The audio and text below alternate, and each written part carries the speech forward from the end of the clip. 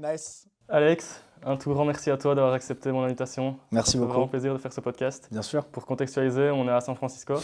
On est dans la House of Web3. Exact. Est-ce que tu peux expliquer un peu où on est et pourquoi on est ici? Ouais, bien sûr. Donc, House of Web 3, c'est un incubateur. Enfin, c'est pas vraiment un incubateur, pardon. C'est juste en fait un lieu de coworking. Donc, il y a des équipes dans la crypto, dans l'industrie de la blockchain, des startups qui sont là. Et c'est assez vide en ce moment parce que la crypto, il y a un peu moins d'engouement, mais ça remonte en ce moment dans les mois qui viennent de s'écouler. Et du coup, je suis excité d'être là. Et c'est cool. Là, on bosse avec mon équipe. Trop bien. On est 2 ou 3 ici et on y bosse quelques jours par semaine. Ok, trop cool. Et du coup, est-ce que tu peux te présenter un peu plus en détail pour ceux qui ne te connaissent Ouais, pas? bien sûr, bien sûr. Bonjour, je m'appelle Alex Masmej. Euh, donc, je suis un entrepreneur dans la crypto. En général, on dit la crypto, mais en gros, c'est tout ce qui est la blockchain, tout ce qui est les applications qu'on peut créer sur la technologie de la blockchain. Et donc, en gros, je suis le fondateur de Showtime. Et Showtime, c'est un espèce de réseau social où en fait, tu peux acheter un collectible d'un créateur, tu peux acheter un NFT. Et en fait, acheter le NFT, ça va te faire débloquer un groupe chat avec ton créateur. Ok, Et donc du coup, si tu peux acheter le NFT d'un créateur que tu kiffes, ensuite tu peux lui parler. ouais. Donc c'est assez simple. Et un des trucs qui est assez cool, c'est que la crypto, ça permet de spéculer, de parier sur des créateurs que tu aimes. Et en fait, à chaque fois que quelqu'un achète un NFT, le prix du NFT monte un petit peu. Ouais, ouais. Et du coup, c'est un concept assez simple. Donc, tu peux parier sur des créateurs, tu débloques une chaîne avec eux où en fait, tu peux leur parler, ils peuvent partager des choses exclusives avec toi. Et ça, en fait, c'est un des nouveaux études de cas de la crypto. Et on vient le sortir aujourd'hui sur showtime.xyz. Ok. Et donc, ouais, je suis assez content. Trop cool. Ouais, pour contextualiser, je suis arrivé et je viens de me dire, mec, attends 2 secondes, là, je check un peu les résultats de ce qu'on vient de lancer. Ouais. Donc, on est à fond dedans, quoi. Ouais, ça, c'est tout nouveau. Est-ce que tu peux en dire un peu plus sur ton parcours, du coup, Ouais. d'où tu viens Ouais. et comment tu t'es retrouvé ici? Ouais, c'est clair, c'est clair. Donc, mon parcours, donc je suis né à Paris, j'ai vécu et grandi à Boulogne-Billancourt jusqu'à mes 18 ans. Ok, Ensuite, à 18 ans, j'ai mon bac, je vais en Angleterre, à Manchester, pour grosso modo un diplôme d'éco-gestion. Ok. Donc, ça m'a pas vraiment servi, mais j'ai appris l'anglais. J'étais aussi pas mal impliqué dans l'association d'entrepreneuriat de mon école. Donc, j'avais un peu commencé à apprendre sur les startups, à découvrir Peter Thiel, Zero to One, tous les trucs un peu de début. Et en fait, ce qui s'est passé, c'est que je voulais absolument drop out. Ouais. Donc, je demande à mes parents, est-ce que je peux drop out? Et mes parents, qui sont plutôt ouverts d'esprit, m'ont dit non, tu vas pas drop out. Il faut quand même que tu aies une licence comme diplôme. Mais si tu veux, après ta licence, c'est bon. Et donc, en gros, à 20 ans, donc j'ai fini ma licence. Et à ce moment-là, je me dis, bon, bah, j'ai envie d'explorer un peu quelles industries je vais me focus pour 10 ans. Je voulais vraiment faire ça. Je me suis dit, en fait, j'ai vraiment envie d'être un énorme expert dans un domaine. Ouais. Et donc, je m'étais donné 3 choses parce que j'adore la technologie. Je pense que la technologie, c'est ce qui impacte le plus dans le monde notre société. Et donc, du coup, j'ai exploré un peu l'intelligence artificielle, qui maintenant est très à la mode, mais à l'époque un petit peu moins. La blockchain, donc tout ce qui est Bitcoin, crypto-monnaie, tout ça. Et la troisième truc, c'était la réalité augmentée, la réalité virtuelle. Et en fait, ce qui est intéressant, c'est que je me suis rendu compte que la réalité augmentée et la réalité virtuelle, si je voulais créer une boîte, comme c'est quelque chose de physique, ça demande énormément de fonds. Ouais. Et comme on vit en Europe et comme tu le sais, il y a moins de fonds et moins d'investisseurs qu'aux États-Unis ou en Chine, bah, c'était difficile. L'intelligence artificielle, ça demande d'être très fort en maths, surtout avant que ChatGPT existe à l'époque pour moi. Il fallait en gros que j'ai un doctorat de mathématiques et donc c'était vraiment difficile. Et en fait, bah, le truc qui me restait, c'était la blockchain. Et en fait, je regardais et je me dis, mais en fait, la blockchain, c'est assez simple. C'est un peu comme créer un site web. Il y a 2-3 petits plugins qui changent où tu connectes à la blockchain. Mais grosso modo, c'est comme faire du web. Ok. Et je sais que tu as une agence de web et tout, que tu bosses sur des trucs B2B dans le web. Et donc, tu le sais, c'est un truc que les jeunes peuvent faire. Et du coup, pour moi, la Web3, c'était un truc qui avait l'air vraiment réaliste. Ouais. C'était OK, grosso modo, il y a 2-3 trucs en plus, mais ça reste du web. Tout le monde peut y accéder. Et en plus, comme c'est la technologie de l'argent, et que je suis jeune, bah ça se trouve, si ça me donne aussi un peu d'argent avant que je démarre ma boîte, ça pourrait m'aider. Et ça a fonctionné? Et en fait, ça a fonctionné et c'est en partie pour ça que ma carrière a commencé. C'est que bon, pour faire court, en gros, j'explore, je découvre la crypto et je fais tout pour voyager, pour essayer d'aller aux États-Unis, pour voir au moins, il y avait pas mal d'opportunités de start-up, de jeunes dans les start-up qui m'ont guidé là-bas. Je vais sur Twitter, je commence à parler un peu avec des gens sur Twitter, je vais à des conférences de crypto-monnaie, donc je ne suis pas un mec technique. Moi, un des trucs qui m'a différencié, c'est que je voulais vraiment rencontrer le plus de gens possible. Et j'absorbais énormément de savoir. Je lisais plein de trucs sur la blockchain, plein d'articles et tout. Et en fait, ce qui s'est passé, c'est que je rencontre plein de gens en 2019. Donc, j'ai maintenant 22, 23. Donc, ça fait quelques années que j'explore. Et je commence à bien m'y connaître sur Ethereum. Je commence à rencontrer pas mal de gens vachement intéressants parce que la crypto n'était pas très cool à ce moment-là. Donc pour rencontrer et se faire du réseau, c'était le meilleur truc possible. J'ai rencontré des gens incroyables qui sont devenus ensuite des grands investisseurs, des grands influenceurs, des grands fondateurs de boîtes. Et en fait, tout commence à bien se passer. Et en fait, Covid arrive, genre au bout d'un moment. Et là, je fais merde. Parce que là, tout ce que je raconte, explorer et tout, j'ai pas de taf. J'ai pas de thunes en fait, j'ai pas d'argent. Et tu fais comment du coup? Et en fait, en général, je résiste parce que mes parents me donnent 500 balles par mois. Je vais à 42 dans la Silicon Valley parce que le dortoir est gratuit. Je rejoins un groupe, une communauté Ethereum qui me donne 1500 balles pour aller prendre un avion et aller dans une conférence. Donc je vis vraiment excessivement pauvrement. Mais je me suis dit comme ça me permet d'avoir plus de temps. Et en fait, ce qui est vachement marrant, c'est que ça s'arrête et j'ai vraiment plus d'argent du tout. Genre, j'ai 2000 balles sur mon compte. Il y a le Covid, donc je peux même plus bouger de chez mes parents. Je reviens chez mes parents. Et là, je fais merde. C'est un peu compliqué ce truc parce que qu'est-ce que je fais maintenant? Et en fait, il y avait une dernière conférence en 2020 qui était à Paris, juste avant que le Covid, en gros, ferme tous les événements et tout. Et c'est une conférence Ethereum. Et comme j'étais un peu connu sur Ethereum, et bah, il y a l'organisateur de la conférence qui est français qui dit si tu veux, je te donne le stage principal et tu peux parler de ce que tu veux. Et je me suis dit, ok, là, il va falloir que je sois courageux, c'est maintenant ou jamais. Et en fait, ce que je dis, c'est que je veux devenir un entrepreneur à San Francisco. J'ai appris beaucoup sur la blockchain. Beaucoup de gens dans l'écosystème Ethereum me connaissent, genre 1000 ou 2000 personnes. J'ai genre 1000 ou 2000 abonnés sur Twitter. Et je dis, voilà, je veux lever avec du crowdfunding 20 000 $ pour pouvoir avoir un filet de sécurité, pour pouvoir déménager à San Francisco, payer mon visa, payer mon appart pendant quelques mois, etc. Et en fait, je fais ça. Et avec un petit détail, c'est que c'est une crypto-monnaie. Donc, tu achètes ma crypto-monnaie. Et en fait, le truc devient super viral. Genre, en 3-4 jours, je reçois les 20 000 $. Et c'est ce qui était génial, parce que j'étais vachement terrifié que les gens allaient peut-être me dire c'est nul, quoi. que c'est nul. Ou genre, j'ai regardé le crowdfunding moyen sur GoFundMe et les plateformes classiques, c'était 800 $. Donc, je me suis dit, bon, 20 000 $, c'est quand même ambitieux. Mais j'avais pas le choix. Et en fait, ça marche de ouf. Genre, je reçois même plus d'argent. Et donc, en plus, c'était quand le Covid arrivait, donc tous les cryptos étaient très bas. Donc, très vite, je me retrouve avec 50 000 $.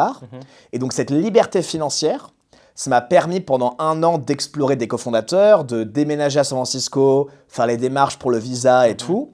Et 1 an plus tard, je démarre Showtime. Et donc, voilà, ça, c'est toute mon histoire que je vais raconter là jusqu'à Showtime. Ok, trop cool. Et quand tu es arrivé, du coup, si on revient un peu en arrière, quand tu arrives aux études et que tu dis, ouais, je rentre dans quelques cercles d'entrepreneuriat, à ce moment-là, tu pensais vraiment que tu allais entreprendre ou juste t'explorer un peu? Ou c'était quoi ton sentiment à ce moment-là quand tu as commencé à toucher à l'entrepreneuriat, que tu sentais peut-être que tu voulais un peu, mais tu n'y étais pas vraiment?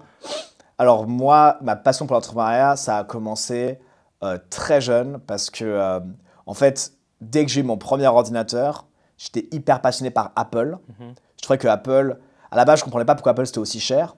Je trouvais que c'était un peu bizarre. Je regarde un peu sur leur site et en fait, je tombe amoureux de leurs produits. Je trouve que c'est trop stylé, les Mac, iPod. Un peu, voilà, pas vraiment en profondeur, mais juste je trouvais que c'était cool comme appareil. Je regarde les keynotes d'Apple, donc je commence à découvrir Steve Jobs. Et en fait, un truc qui a changé ma vie, et c'est hyper drôle, je le raconte quasiment jamais, c'est qu'en fait, Steve Jobs est mort, du coup, je sais pas, j'avais 15 ans, un truc comme ça. Et en fait, il y a un mec qui a posté une app où en fait, tous les jours, tu as une nouvelle quote de Steve Jobs. Tu as une nouvelle citation de Steve Jobs pendant 1 an.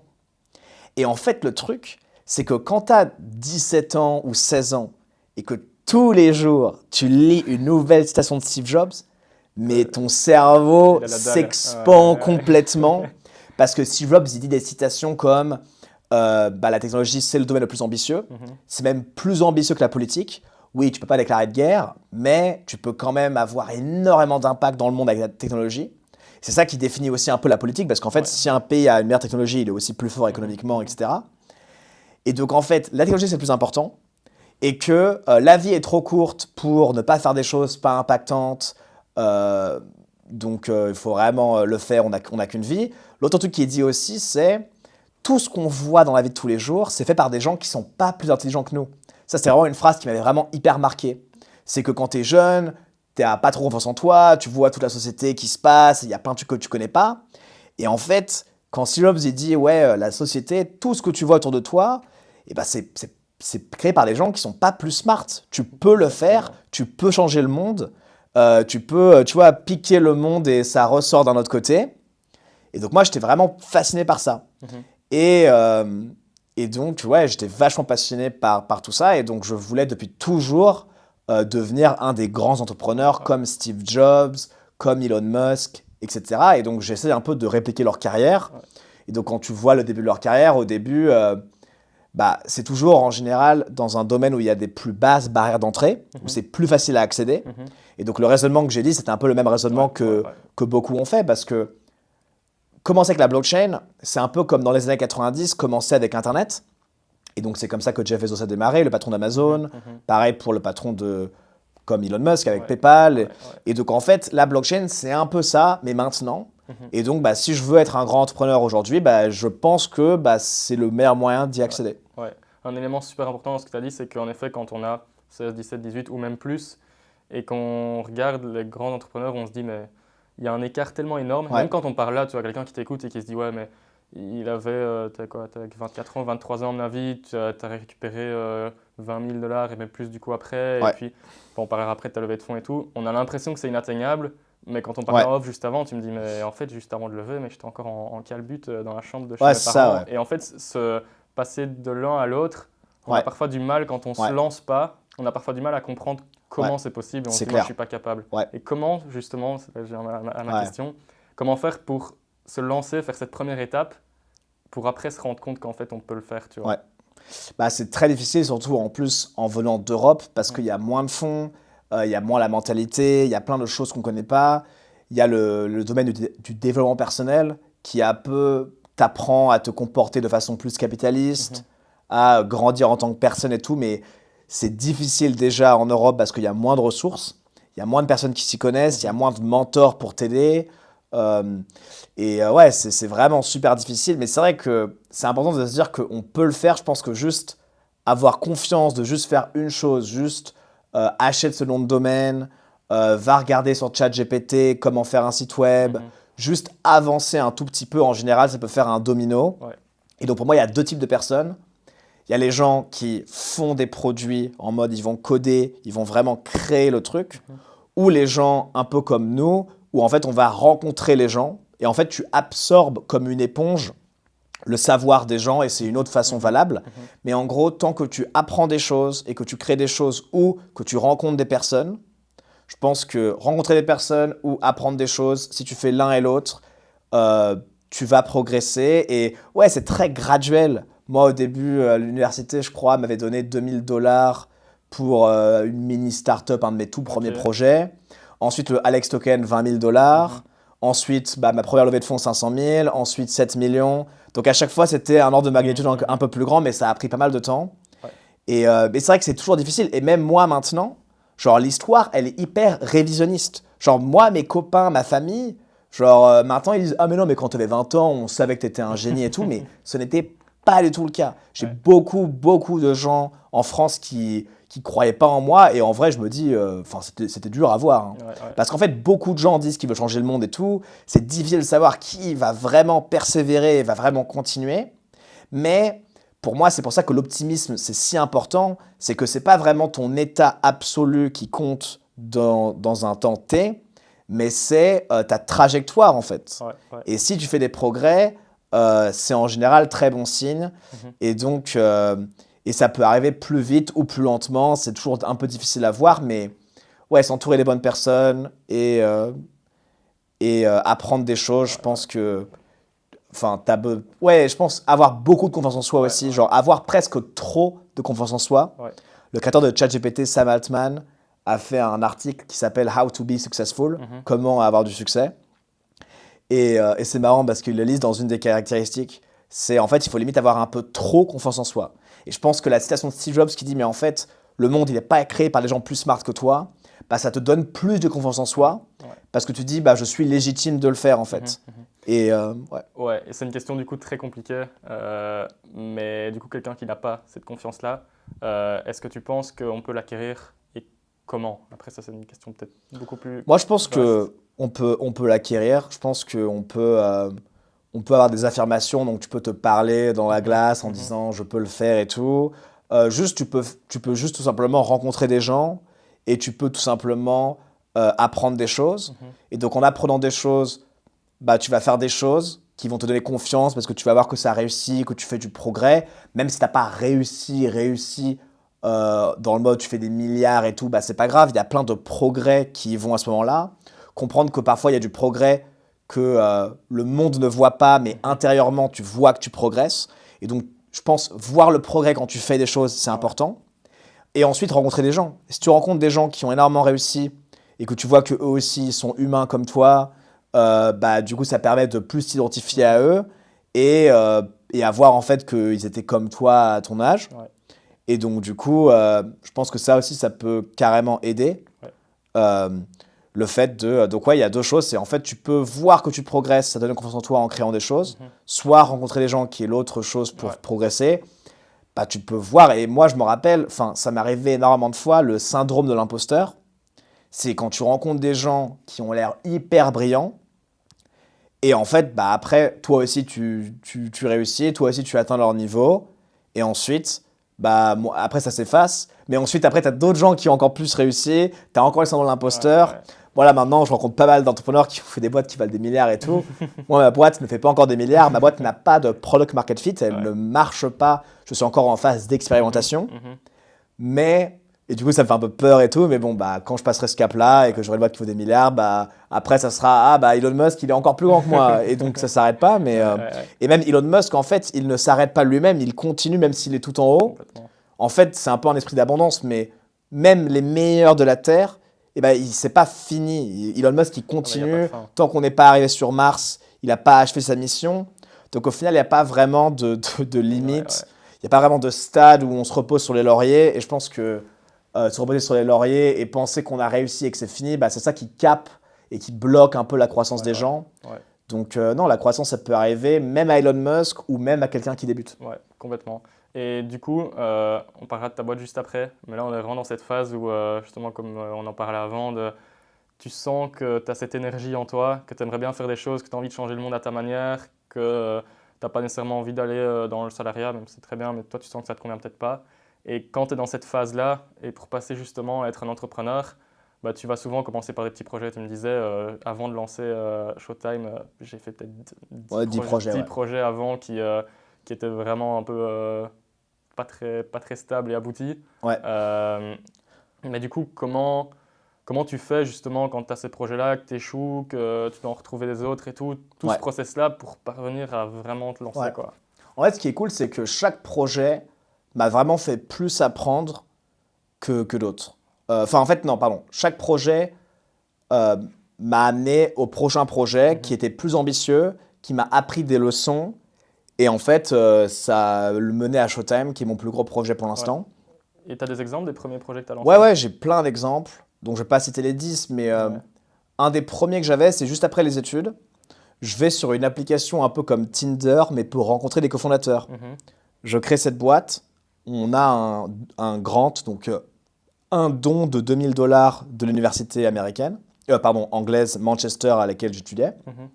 Et en fait, bah, ils sont à mi-temps, ils foutent un peu rien. Et donc, au bout de 4 mois, je me dis assez rapidement, j'arrête, je les quitte. Et il y avait tellement d'erreurs. Genre, en gros, ils faisaient toutes les erreurs possibles.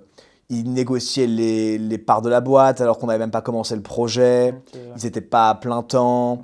Donc, en gros, je me disais, en fait, genre, ça sert un peu à rien. Mhm. Très tôt, j'arrête, 4 mois.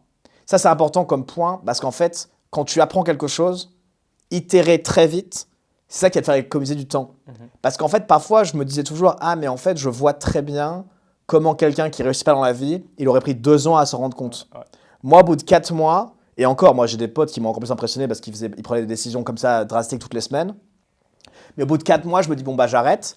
La leçon que j'ai apprise, c'est les cofondateurs, bah, ça doit être des gens exceptionnels, Mhm. qui sont vraiment hyper forts, qui comprennent plein de trucs, etc. Ou pas s'associer du tout et devenir juste solo fondateur. Ouais. Mais du coup, ça, c'était une de mes leçons. Et donc, j'en ai eu plein d'autres. Par exemple, bah, une autre de mes leçons, c'est un des autres projets que j'ai créé, c'est un programme pour les jeunes, un peu comme The Family. The Family avait un programme pour les jeunes qui s'appelait Reverse. Mhm. Et j'ai pas été pris, j'ai été refusé. Mhm. Donc, avec des potes, on s'est dit à l'époque, ça c'était bien avant ma crypto, c'était je venais à peine de finir l'université. Mhm. On s'est dit, bon, bah, on va rater notre vie parce que on est en France. Genre, si t'es pas pris à The Family, nous, on n'était pas les entrepreneurs, on n'avait pas assez pour lever des fonds, on avait genre 20, 21 ans. Moi, j'avais rien à mon actif pour faire quoi que ce soit. Ouais. J'avais pas d'expertise particulière comme la crypto aujourd'hui. Et donc, en fait, on s'est dit, bon, on va créer le nôtre. Et en fait, bah, donc c'était pas une boîte tech, là, c'était un peu un truc de communauté. Mhm. Mais c'était vachement intéressant parce que ça m'a fait rencontrer plein de gens que j'ai interviewés. euh, et en fait, j'ai appris énormément de choses. Et ça m'a appris d'aller aux États-Unis parce qu'en fait, les États-Unis, ça m'a énormément aidé. Il y avait tellement plus d'opportunités, plus de jeunes, plus d'argent, plus d'employés, plus d'investisseurs. Il y avait tellement plus de ressources de Ouais. tout. Ouais. Donc ça, c'était une autre leçon aussi. C'est en fait, bah, si tu veux vraiment réussir et maximiser tes chances, déménager à San Francisco, ça augmente tes chances de au moins x10, et je pense même plus. Mhm. Donc ça, c'était une autre leçon. Enfin, j'en ai eu plein, plein, plein. Ouais, ouais. Et bah justement, on peut y venir. Là, on a abordé tout le début après tes études, te lancer, etc. Et puis là, du coup, tu rencontres pas mal de personnes. Et là, tu as l'occasion de venir à SF. Ouais. Et qu'est-ce qui se passe à partir de ce moment-là? Donc quand j'arrive à San Francisco, j'ai pas encore créé Showtime. En fait, quand j'arrive à San Francisco, on est fin 2020 et je vois que les NFT explosent. J'avais créé mon histoire de l'Alex Token, donc les gens ils me Mhm. connaissaient de Mhm. Twitter, ils voyaient qui j'étais. Mais bon, j'étais pas un fondateur, j'étais un espèce d'influenceur Twitter qui fait des petits produits, mais pas vraiment un mec qui va lever des fonds, etc. Et je vais dans cette maison et c'est un peu comme la série humoristique Silicon Valley. Genre, on est 9 jeunes, on a entre 16 et 24 ans, on peut tous faire des startups. Mhm. Et il y a des gens qui parlent au PDG de Twitch, qui vont lever des fonds. Il y a Sam Altman, le PDG d'OpenAI, qui est maintenant un des plus importants hommes du monde avec Elon Musk, qui vient dans la baraque, qui sort avec un des mecs parce qu'il est gay, Sam Altman. Donc je me dis, mais qu'est-ce que c'est que ce bordel? Là, je suis vraiment au cœur de la Silicon Valley avec tous ces jeunes qui sont tous hyper jeunes, qui veulent changer le monde, qui viennent de partout dans le monde et tout. Et donc, c'est à ce moment-là où je démarre Showtime. Mhm. Et en fait, ouais, même ma levée de fonds, ma première de 500 000 $, j'ai juste copié un des mecs de la maison qui levait aussi 500 000 $. J'avais aucune idée de ce que je faisais. C'était complètement aléatoire. Et en fait, bah, à ce moment-là, les NFT explosent. Je fais un produit un peu comme Instagram pour les NFT où tu peux liker un NFT, tu peux follow un compte de blockchain. Ok. Donc c'est un peu simple. Et juste, tu vois, on va lire sur OpenSea par derrière qui liste tous les NFT. Donc Ouais. on fait un produit hyper facile parce que j'ai très peu de ressources avec un autre ingénieur. Et en fait, boum, bah, ça prend direct. Et ensuite, je lève des fonds, ce qui me permet de déménager de cette baraque pour avoir ma propre coloc pendant 1 an. Et maintenant, là, je suis autre part. Ok. Mais donc, mon début à SF, c'était vraiment complètement dingue parce que le contexte, c'est que ça veut dire que quoi, j'ai 22 ans, donc c'était l'année avant démarrer Showtime. J'ai un ESTA. Donc, un ESTA, c'est 90 jours quand tu es européen. Mhm. Et je me suis dit, j'ai 90 jours pour trouver un cofondateur, lever des fonds, sortir un produit. Enfin, c'était complètement Ouais, dingue comme truc et je l'ai fait. Et genre, j'arrive et en fait, il y a tellement plus de ressources qu'un jeune talent comme moi, ça a tellement débloqué de choses. C'était complètement dingue. Et en fait, je suis revenu en France après et j'ai eu mon visa et je suis reparti. Mais je me suis dit, mais le truc, c'est tellement caricatural, quoi. Ouais, C'est ouais, vraiment Europe, je fais des études, genre machin, et je vais aux US et boum. ouais, ouais. Et donc je fais waouh, ok. Donc je pense que ça va être plus simple pour moi. Et en fait, même être sur Twitter, la crypto, tous mes potes commençaient à être anglophones, Mhm. même s'ils vivaient pas à San Francisco. Donc je me suis dit, Ouais. bon bah Et du coup, est-ce que tu peux, parce que je pense que tout le monde n'est pas familier avec les levées de fonds, ouais, toute personne qui veut se lancer dans l'entrepreneuriat, il y en a beaucoup qui ouais, se disent, ouais, mais bon, j'ai besoin d'économiser énormément d'argent avant de me lancer, je dois mettre tout mon argent à ouais, moi. Est-ce que tu peux, de manière très simple, expliquer ce que c'est une levée de fonds, comment toi tu t'y es pris, ok, et puis du coup, combien tu as levé et comment ça fonctionne? ouais, ouais, pas de problème. Donc ouais, une levée de fonds, c'est en gros donner un pourcentage de départ à un investisseur en échange d'argent. Et donc, en fait, les levées de fonds, euh, c'est en opposé avec Bootstrap, Mhm. ce qui est bah, dès le début de l'entreprise, soit je prends mes propres fonds de mes épargnes pour financer le début de ma boîte, ou je fais payer aux clients, je fais du revenu directement. Ouais. Et donc, il y a différents types. Évidemment, en Europe, bah, c'est en général plus simple de faire du bootstrap parce Mhm. qu'il y a beaucoup moins d'investisseurs. Et en fait, levée de fonds, je pense qu'un des trucs les plus importants à comprendre, c'est que c'est un peu un réseau de confiance, en fait. Ouais. Et donc, c'est pour ça qu'il n'y a pas vraiment d'investisseurs dans l'innovation, dans les levées de fonds comme la technologie, ailleurs que dans des hubs comme la Chine ou avec Shenzhen, Mhm. Bangalore en Inde ou la Silicon Valley aux États-Unis, pour une simple et bonne raison, c'est parce qu'en fait, quand tu es dans un hub, le fait que tu aies voulu mettre ta vie derrière, que tu t'y mets à fond, bah, ça donne déjà un peu plus De crédibilité et de poids. de poids à ta crédibilité. Ouais. Et en plus, bah, tu vas rencontrer tous les gens qui connaissent les investisseurs, donc du coup, ça te met dans le bain. Et donc, en fait, comme c'est un réseau de confiance, c'est très difficile de le faire en Europe. Et il y a beaucoup de gens en Europe, par exemple, le youtubeur Asher dans la Mhm. crypto-monnaie, Ouais. je lui ai parlé, et lui, il est quasiment que bootstrap, je Ouais. crois. Ouais. Il a fait sa chaîne YouTube, il a des cours, il a créé un échange, il a créé des produits, mais sauf qu'à chaque fois, lui, en fait, il utilise sa propre argent, il va charger de l'argent aux gens. Et donc, en fait, en Europe, bah, moi, je suis quelqu'un de plus levé de fonds parce que je déménage aux États-Unis, Mhm. j'ai une Mhm. mentalité un peu américaine, parce que bah, c'est l'économie américaine qui la rend possible. En France, c'est vraiment très difficile de lever des fonds. Ouais. Il y a beaucoup, beaucoup moins Ouais. d'investisseurs par rapport au nombre de gens, et donc du coup, c'est plus difficile. Et Ouais. parce qu'en fait, une levée de fonds, les investisseurs, ils attendent au minimum 100 fois leur retour sur leur investissement, en général. Et donc du coup, quand ils investissent dans des bilans dans une boîte, c'est qu'ils pensent que la boîte va faire des milliards plus Ouais. tard en valorisation. Et donc du coup, c'est quand même des très très grands enjeux.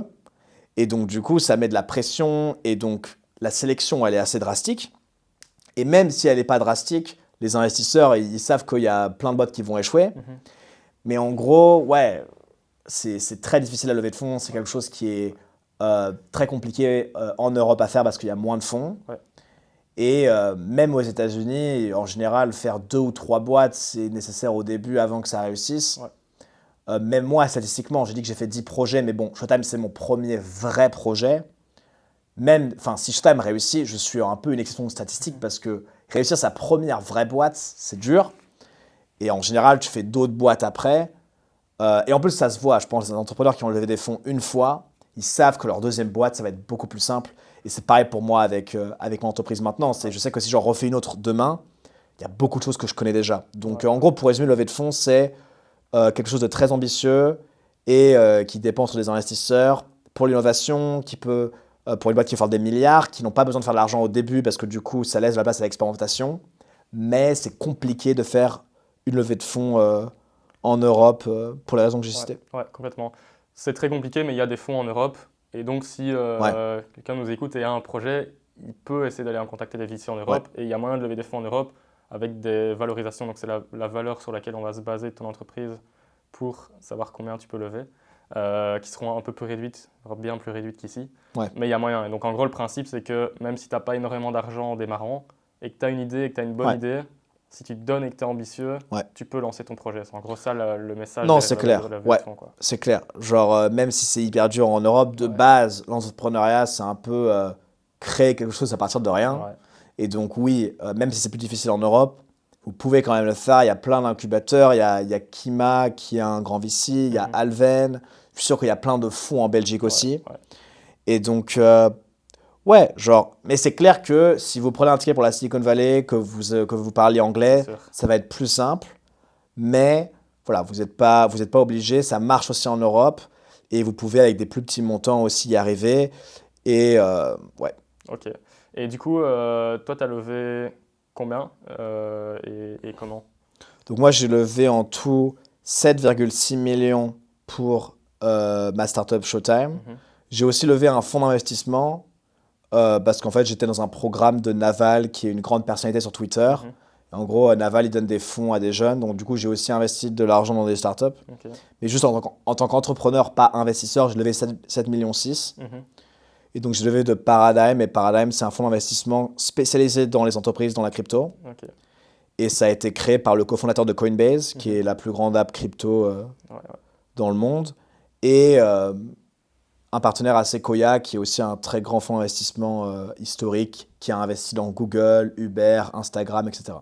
Et du coup, est-ce que tu as quelques anecdotes à raconter dans ce que tu as pu vivre ici, soit dans l'évolution de ta boîte, des anecdotes d'échecs ou des anecdotes simplement, n'importe quelle anecdote? Ouais, bien sûr, il y a plein d'anecdotes complètement folles. Donc ouais, Showtime, bah, ça explose en 2021 et donc je deviens un peu une mini-star dans la Silicon Valley. Genre, j'ai rencontré le président de Figma, le président d'Instagram, enfin énormément de grands PDG, de Ouais. grands cofondateurs. J'avais des offres de rachat, c'était un peu dingue cette époque-là, où en fait j'aurais pu faire des millions et des millions à 24 ans. Mhm. Mais je me suis dit non, je suis ambitieux, je veux pas que ma boîte se fasse racheter, je veux faire la plus grande boîte possible. Et si elle se rachète, bah, peut-être pour des milliards et des milliards, je réfléchirais, mais pas au tout début. Donc j'ai rencontré plein de gens d'Adobe ou de grandes boîtes, c'était vachement intéressant. Une autre anecdote, c'est que j'avais un cofondateur au début de Showtime Ok. et qu'en fait, il a fait un produit très rapidement et il connaissait un peu la tech et tout, donc il était mieux que la leçon que je t'avais dit au début. Ouais. Mais en fait, on a grandi tellement vite que lui, bah, il n'était pas manager de gens, il était un peu timide et réservé. Mhm. Et donc, du coup, la partie tech, il était vite dépassé. Et du coup, au bout de 1 an, bah, c'est moi qui l'ai poussé dehors. Et c'était un peu tendu. Ouais, il avait pas mal de travail à faire, il était un peu en burn-out et tout, il était Mhm. complètement dépassé. Et en fait, le truc qui est complètement dingue, c'est que j'ai pas été méchant parce qu'en général, quand tu embauches quelqu'un, ou même moi en tant que PDG et fondateur, tu as ce qu'on appelle un vesting. Mhm. Donc tu n'as pas toutes tes actions dès le début. Ouais. C'est sur 4 ans, petit à petit, tu les gagnes. Mhm. Et on a ce qu'on appelle un cliff, un ravin, où si tu pars avant 1 an, tu ne touches pas d'action. Ouais. Pour un peu prouver que voilà, tu es là pour le long terme. Ouais. Et donc en fait, lui, au bout de 9 mois, on se rend compte que il n'est pas bon pour Showtime. Même les investisseurs, ça aussi, anecdote sur l'anecdote, mais les investisseurs sont de plus en plus techniques dans la Silicon Valley. Et donc il y avait des investisseurs qui m'ont dit, tu devrais avoir un vrai leader technique dans la boîte. Ouais. Et ton cofondateur, il est assez junior en fait. Il a réussi son produit. Il a réussi ton produit et c'est bien pour un MVP, pour un premier produit. Et c'est dingue qu'il y ait plein de traction dessus et qu'on a eu 50 000 utilisateurs, ce qui était beaucoup à l'époque. Mais tu dois avoir un leader technique, quelqu'un qui peut embaucher des gens, quelqu'un qui peut vraiment être le manager et leader technique de la boîte. Et en fait, au bout de 9 mois, je me rends compte. Et donc, du coup, si j'étais quelqu'un d'assez requin, méchant, j'aurais pu Ouais. dire, bah en fait, tu gagnes le 0. Ouais. Alors que quand même, je ne suis pas technique. Donc, sans lui, cette boîte qui maintenant vaut 50 millions n'existerait pas. Mhm. Donc je me suis dit, bon, il va peut-être légalement, peut-être qu'il m'aurait pu m'attaquer en justice, genre ça pourrait être difficile, on a levé des millions, si vraiment il repart vers rien, c'est pas très juste. Ouais. Et donc du coup, je me suis dit, bon bah ok, je vais lui donner un quart de ce qu'il a investi, donc on va le virer pile à 12 1 an. mois. Ouais, ça. Et en fait, je lui ai dit, bah revends ses parts aux investisseurs, tu vas te faire un peu d'argent. Mhm. Et donc moi, j'y ai pas pensé plus, je pensais qu'il allait se faire, je sais pas, quelques centaines de milliers d'euros, ce qui est énorme déjà. Tu bosses 1 an dans un projet, tu gagnes 300 000, 400 000, c'est énorme. Sauf que le problème, c'est que la crypto, elle continue à monter, et que les investisseurs, ils avaient plein d'argent. Et en fait, tous les investisseurs de Showtime ont dit « Ah bah non, mais nous, on aimerait bien les racheter, ces boîtes, ces parts, est-ce qu'on peut les acheter ?» Et il les revend à une valorisation de 50 millions. Et en fait, il avait 6 ou 7%. Et donc, en fait, il s'est fait 3 ou 4 millions en un an. Ça, je ne l'ai pas raconté avec mon podcast avec Oussama. Et donc, même mes amis dans la Silicon Valley, là, c'est un truc qui choque en Europe, mais même mes amis, même mes investisseurs Paradigm qui ont un fonds de 15 milliards, on dit waouh, quand même, il a eu pas mal de chance. Hein. En fait, à la base, il était passé de pas de chance, parce qu'il était un peu en mode waouh, le mec, la boîte marche, il se fait virer direct, à en fait chanceux, parce qu'en fait, ses parts ont été rachetées pour beaucoup. Et en plus, après la crypto crash, il y a un crash de l'économie américaine. Donc, tu as 3 millions quand tous les actifs sont pas chers. Ouais. Donc, lui, il est bon à vie maintenant. Et donc, du coup, j'ai des gens qui me disent parfois, ouais, t'imagines, si ta boîte, elle rate, tu seras moins riche, parce que j'ai pas 3 millions sur mon compte, tu seras moins riche que le mec qui a raté dans ta boîte. Et en fait, je me dis, bah oui, mais bon, après, si je réussis, je serai multimilliardaire, alors que lui, il aura juste 3 millions. Mais voilà, pour moi, c'est juste parce que sans lui, Showtime n'aurait pas résisté, donc n'aurait pas existé, parce que je ne suis pas technique. Donc ça prouve à quel point les gens techniques sont importants, parce que le fait qu'il ait codé ce petit truc et qu'il soit même junior en code, ça a créé énormément de valeur. Et en fait, c'est parce que moi, je suis fort en produit, je suis un peu visionnaire. Je ne suis pas le mec le plus technique, le produit n'était pas très technique.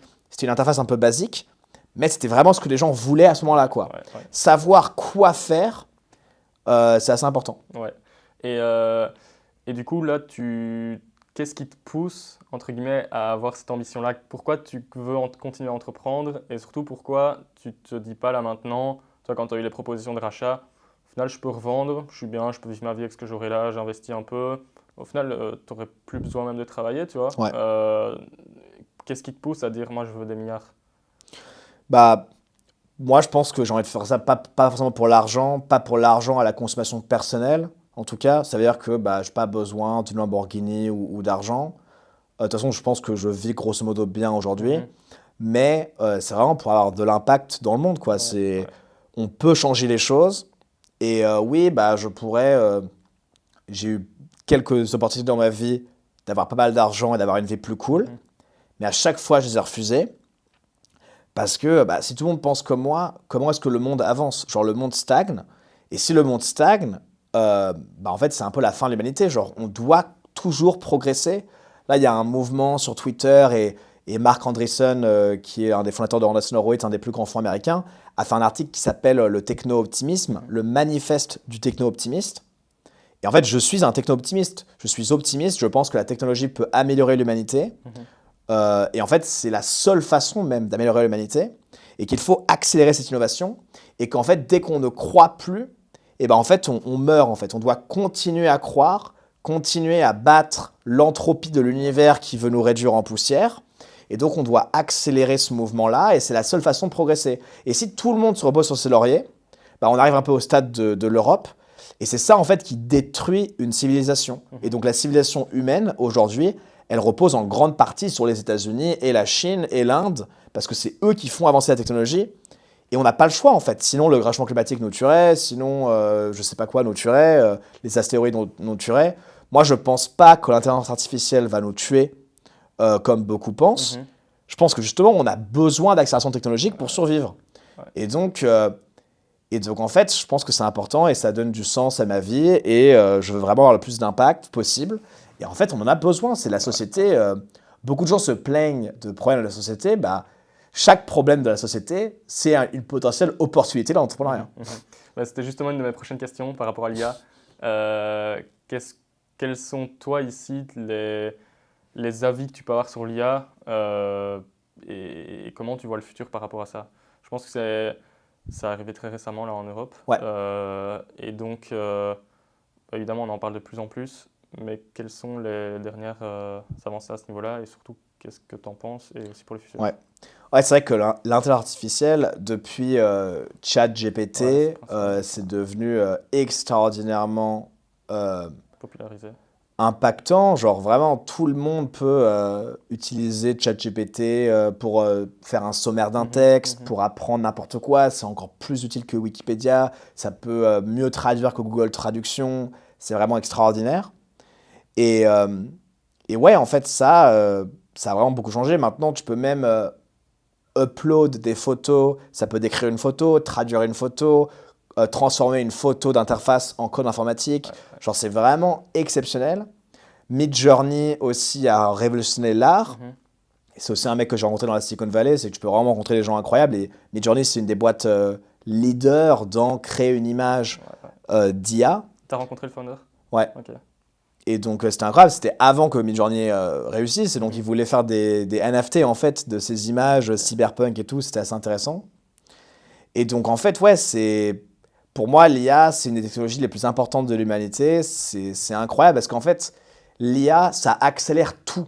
Et donc, par exemple, dans la crypto-monnaie, dans la blockchain, mon industrie, c'est encore très difficile à utiliser. Et donc, moi, l'IA, ça me rend encore plus excité sur la crypto-monnaie parce que ça accélère énormément ce qu'on peut faire avec la crypto-monnaie. Parce que si le code des ingénieurs est plus rapide à faire, parce que l'IA va auto-compléter le code, etc., bah, on va pouvoir faire plus d'avancées sur ça. Donc pour moi, c'est incroyable. Et un autre truc de l'intelligence artificielle, c'est les voitures autonomes. Moi, tous les jours aujourd'hui, je prends des robots pour venir à ce bureau-là. J'ai pris un robot ce matin. Et en fait, c'est des robots taxis. Et en fait, ça coûte moins cher qu'un Uber parce que tu n'as pas d'Uber à payer. Et c'est une voiture complètement autonome avec des lidars qui sont les radars un peu de militaires qui vont capter toute la route. Ouais. Et c'est extraordinaire. Donc, déjà, moi, ma vie, elle est changée avec l'IA. C'est nos ingénieurs codent plus rapidement. J'ai une voiture sans taxi, sans chauffeur. Ouais, c'est extraordinaire. Et je l'utilise beaucoup pour expliquer des trucs techniques. Pour même, maintenant, je suis même un tout petit peu technique avec l'IA. Je peux faire des petits scripts sur Python et des trucs comme ça. Et vraiment des trucs, mais hyper basiques. Genre, comment est-ce qu'on installe Python? Et vraiment les trucs mais ultra basiques, ils les expliquent hyper simplement. Et donc ouais, je trouve que c'est vachement cool. Ça, les voitures autonomes, c'est un parfait exemple de la Silicon Valley et le fait que ça influence complètement le monde. Là, on est fin octobre 2023. Je ne sais pas quand ça va arriver en Europe, mais à mon avis très rapidement. Mais au final, la première ville dans le monde dans laquelle on aura utilisé les voitures autonomes, c'est ici, quoi. On peut te souhaiter quoi pour le futur là maintenant? C'est quoi tes prochains steps? Bah là, mes prochains steps, c'est donc j'ai créé le Alex, ma crypto-monnaie, j'ai levé 20 000 $ et c'était ça ce que j'avais raconté au début. Et là, aujourd'hui, on a sorti ce que j'ai fait avec le Alex Token, mais sauf que maintenant, tout le monde peut le faire avec notre produit sur Showtime. Et donc, je pense que ça, c'est une grande catégorie qui arrive depuis 2 mois, où en fait, tu peux débloquer des choses exclusives en collectant un NFT d'un créateur de contenu. Et donc là, on explore ça et j'espère que ça va bien marcher. Et c'est pas que Showtime, il y a plusieurs boîtes qui font ce phénomène-là où en fait tu achètes des parts de quelqu'un, en fait, donc tu investis dans eux et tu débloques des choses qui du coup, c'est pas forcément l'investissement parce que si t'es bien un créateur, tu vas juste pas vendre pour continuer à profiter de ces contenus exclusifs. Donc voilà, donc ça c'est mon produit et je suis focalisé là-dessus. Vous pouvez me trouver sur Twitter @AlexMasmej. En vrai, je m'appelle Alexandre Masmejean, mais bon, j'ai un peu raccourci mon nom pour faire plus simple. Mais voilà. Ok, top. Et pour terminer, un jeune qui nous écoute, ou même pas nécessairement un jeune, qui a envie d'entreprendre, ou alors qui vient tout juste d'entreprendre, quel est le meilleur conseil que tu peux lui donner? Ça peut être associé avec un exemple ou un storytelling à ce niveau-là, ça peut être top. Ouais, ok. Un truc que moi je trouve intéressant, c'est qu'en fait, il y a 2 choses parallèles en fait quand tu veux entreprendre. C'est comment comprendre à créer son business. Donc moi, c'est pas de la crypto-monnaie de savoir comment embaucher quelqu'un. Tout ce qui est start-up, que tu choisisses lever de fonds comme on a parlé ou que tu choisisses financer par toi-même avec le bootstrap. En fait, apprendre à faire une startup et ensuite développer une expertise, développer un problème que tu as envie de résoudre, une technologie que tu veux pousser à aller plus vers l'avant, etc. En fait, tu as 2 choses en parallèle à faire. Et donc, en fait, moi, ma vie, ça se résume à grosso modo, aller sur Twitter, apprendre entrepreneur sur Twitter, genre apprendre à comment faire une startup dans la Silicon Valley, à San Francisco, avec des fondateurs de boîtes qui sont même pas dans la crypto du tout. Mais en parallèle de ça, comprendre qu'est-ce que je peux innover dans la crypto. Et donc, j'avais ces deux choses à la fois, quoi. Et donc, pour moi, en tant qu'entrepreneur, c'est quel type de boîte tu veux fonder et donc comment faire pratiquement pour créer cette boîte. La deuxième chose, c'est quel problème tu veux résoudre, qu'est-ce qui t'intéresse aujourd'hui. Et donc, je pense que quand tu sais quel type de boîte tu veux faire et comment faire, et que tu sais quel problème tu veux résoudre, ensuite, c'est bon. Et voilà, je dirais un autre conseil, c'est avoir beaucoup confiance en soi sur le problème que tu veux résoudre. Parce que ça, c'est ton expertise, c'est la valeur ajoutée que tu apportes dans le monde. Mais par contre, comment faire une boîte, tu n'es pas obligé d'avoir des avis très têtus, parce qu'au final, les boîtes, ça fait des milliards d'années, enfin, pas des milliards d'années, mais ça a été fait des millions de fois, des entreprises. Donc, il y a plein de gens qui peuvent te dire, donc moi, sur les créateurs tokens, les NFT, toute mon expertise, personne ne me dit rien. Genre, j'ai des avis très tranchés. Enfin, évidemment, je peux changer d'avis très souvent si je vois des nouvelles anecdotes ou des nouvelles données, mais je suis très, très confiant là-dessus. Mais tout ce qui est embaucher des gens et tout, je ne suis pas un expert. Si quelqu'un me dit, non, tu dois faire ça et pas ça, je les écoute si je leur fais confiance. Donc voilà, c'est un peu ces deux choses parallèles et je trouve que c'est important de savoir ces deux choses-là. Et je pense que si tu fais ça, t'es bien parti. Ok, et du coup, la dernière chose, et après ce sera vraiment la fin de cette interview, c'est du coup pour la personne qui n'ose pas se lancer, qui a ce truc, mais non, je vais peut-être respecter un peu ce qu'on dit de faire plutôt, ou tu vois un peu cette personne-là, on en parlait en off un peu. Qu'est-ce que tu aurais à dire à cette personne-là du coup? C'est vrai que, en fait, moi, la première chose que je dirais, c'est qu'en fait, c'est peut-être possible que ce soit très difficile pour toi en ce moment. Donc, c'est pour ça que tu n'oses pas, en fait. C'est pas parce que, c'est un problème de confiance en soi ou un truc comme ça. C'est que moi, je me suis pas lancé. J'avais capté que j'adorais ça à 17 ans environ avec Steve Jobs. Mais le premier projet que j'ai lancé, c'était genre des années après. C'est parce qu'en fait, il y a juste des moments dans la vie où c'est super dur. Si t'as pas d'argent, si tu dois trouver un taf, si tu es étudiant et que du coup ton temps il est pris, si tu sais pas encore comment faire une boîte, si tu sais pas encore quel projet, quelle expertise t'as développé, ça prend du temps. Et donc en fait, je reviens à mes deux choses que j'avais dit, c'est soit apprendre des choses, rencontrer des gens.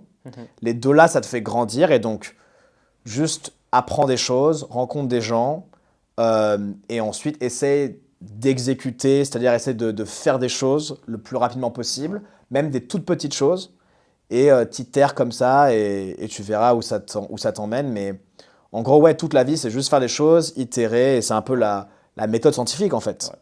Je pense que c'est une parfaite conclusion. C'est le fait de faire t'apprendra beaucoup plus que la réflexion de manière générale. Donc, lancez-vous, quoi. C'est un peu le dernier message. C'est clair. Nickel, un tout grand merci à toi pour cette interview. Of course, merci beaucoup à toi. Vite. Merci. Merci en tout cas.